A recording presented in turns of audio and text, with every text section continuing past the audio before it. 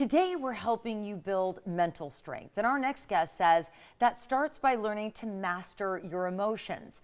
Joining me now is certified family mediator, former trauma nurse, and the author of Healing Your Body by Mastering Your Mind, Denise Schonwald. Denise, welcome to Bloom. Thank you. Thank you for having me. So tell me about your journey, especially as a trauma nurse, and how you learned that what we feel mentally is directly linked to what we experience physically. You know, I spent years and years as a critical care nurse, and at the time I never really thought about the impact of emotions harming or affecting mental health or physical health. It wasn't until years later when I went into mental health that I realized the correlation, because emotions sit in the nervous system, and the nervous system drives our physical health and ultimately our well-being. Talk to me about what you witnessed firsthand when it comes to people's emotions and then how it was linked to their physical health. Well, depending upon what emotions that we struggle with, positive emotions like joy and gratitude and peace are pretty easy for the nervous system to handle.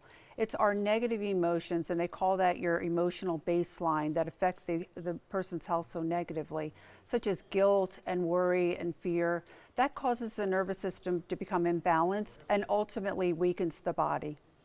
And so what can we do? Like, what do you hope that your book, how it translates to people reading it? I'm hoping that people will learn awareness. I think physically we have pain or a cough or a cold, and we know that we're physically ill. Mental health is a little bit more deceiving because a lot of times we don't recognize the symptoms. Chronic exhaustion, digestive problems, heart palpitations, thinning of the hair. These are all signs that the nervous system's out of balance and we need ease. So how do we start to create that ease? I mean, you talked a little bit about our thoughts. Does that come into play? Yes, because our thoughts, the way that we perceive our thoughts, will drive an emotional response. Unfortunately, many times we take an emotion or a thought and we catastrophize it, or we think it's some sort of an emergency, and that cues the body to chemically respond with chemicals like cortisol, adrenaline, and so forth, and that eventually that will cause the body to weaken. And so it actually weakens our immune system, I would imagine, where we can get sick with colds and flus and things like that. Yes, and if it goes on for years and years, because many times a lot of our negative thinking becomes very chronic, it will turn into some sort of severe illness or disease. Very, very interesting. So tell me more about your book and the motivation to write it. When I first went into practice, I really didn't want to use a tablet and I didn't want to write on pen and paper, so I decided to just go with memory, which can be a little bit challenging when you're seeing a lot of people during the day.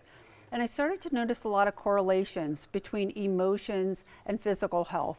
And then I started to study energy and realizing the correlation of what emotions, where they sit in the body and how they ultimately cause illness and disease prompted me to write the book.